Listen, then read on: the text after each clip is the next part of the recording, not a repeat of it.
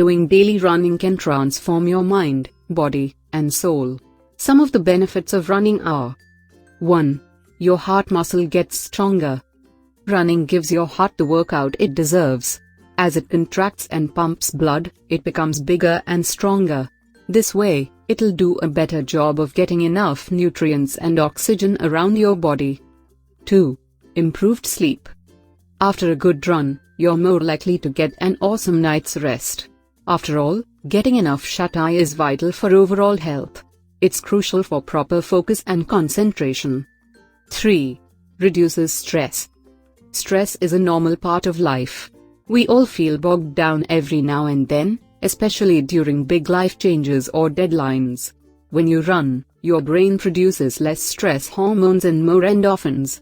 This is essential for relaxing your senses and clearing your head. 4.